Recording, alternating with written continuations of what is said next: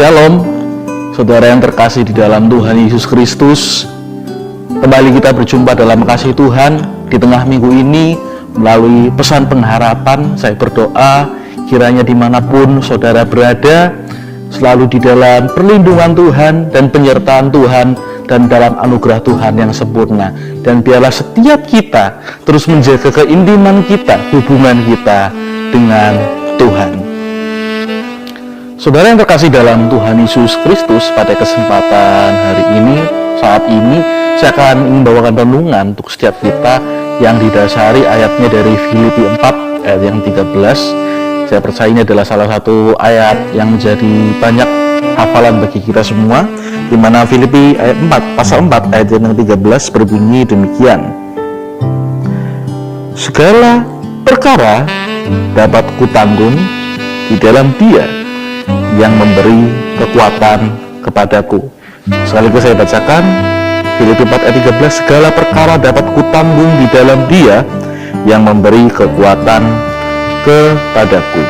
Saudara yang terkasih di dalam Tuhan Yesus, saya percaya bahwa seringkali setiap kita ketika menghadapi masalah, ketika kita sedang menghadapi sebuah tantangan dalam hidup, kita seringkali mengutip ayat ini sebagai kekuatan dalam hidup kita.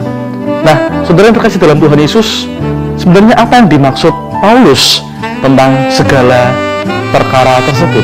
Mari kita akan melihat bersama-sama secara konteksnya.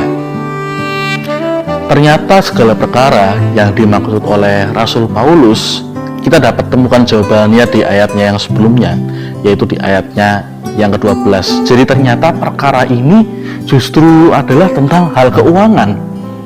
Paulus sebelum ia bertobat, yaitu ketika ia masih menjadi salah satu dari anggota Farisi, ia pernah merasakan apa itu kelimpahan materi, yaitu di dalam hal jabatan maupun di dalam hal kekayaan.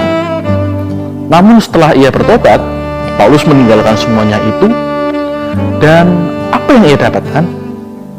Justru kelaparan, kesusahan, penderitaan, siksaan, bahkan yang paling luar biasanya adalah seringkali ia hampir mati.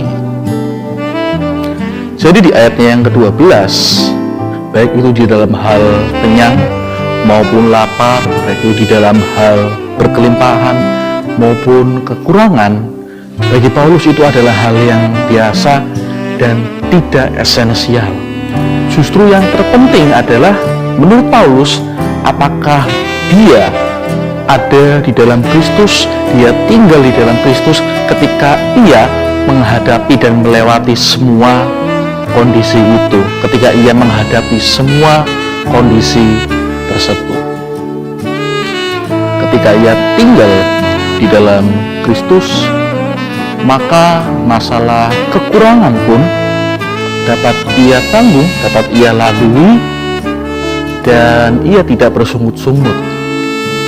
Tetapi perhatikan di ayatnya yang ke-14, di sana dikatakan, namun baik juga perbuatanmu bahwa kamu telah mengambil bagian dalam kesusahanku. Di ayat ini Paulus ingin menjelaskan bahwa jemaat Filipi itu sudah menjadi perpanjang tangan Tuhan, perpanjang tangan Kristus dalam menolong dia di dalam kesusahannya maupun kekurangan yang sedang ia hadapi di dalam pelayanannya. Nah, saudara yang terkasih dalam Tuhan Yesus, jadi apakah mungkin saudara yang mendengarkan pesan pengharapan ini sedang menghadapi atau di dalam masalah keuangan? Maka saya ingin katakan bahwa jangan terlalu terburu-buru untuk bersungut-sungut, dan jangan bersungut-sungut terlebih dahulu. Sebab yang terpenting adalah kita harus melihat kondisi kita, apakah saat ini kita masih tetap tinggal di dalam Kristus atau tidak melalui pengampunan dosanya. Dan bila memang kita masih tinggal di dalam Kristus, mari bawalah segala permohonan kita kepada Tuhan, tidak peduli apakah keadaan kita memang sedang dalam berlimpah ataupun di dalam kekurangan. Tapi satu hal yang terpenting itu adalah memastikan diri kita bahwa kita masih tinggal di dalam Kristus. Sebab Tuhan memberikan upah bagi orang-orang, bagi mereka yang bertahan sampai akhir. Tuhan mampu untuk menggerakkan banyak orang-orang tertentu untuk menjadi perpanjangan tangannya, agar kita mampu untuk melewati masa-masa kekurangan itu. Dan bagi mereka yang hidup di dalam kelimpahan, jadilah penolong bagi saudaramu di dalam melewati atau menanggung perkara keuangannya. Namun saya perlu tekankan bahwa upah terbesar kita bukan di kehidupan sekarang, melainkan di kehidupan mendatang di dalam kekekalan. Oleh karena itu, saudara yang terkasih dalam Tuhan, mari condongkan, arahkan hidup kita, hati kita, mata kita ke sana, maka segala perkara keuangan yang saat ini boleh kita hadapi dan Tuhan izinkan kita menghadapinya tidak menjadi alasan untuk kita bersungut-sungut kepada Tuhan. Kiranya renungan pada hari ini boleh menjadi kekuatan untuk setiap kita, untuk kita tetap berharap dan bersandar kepada Tuhan saja. Tuhan Yesus memberkati kita semua. Amin.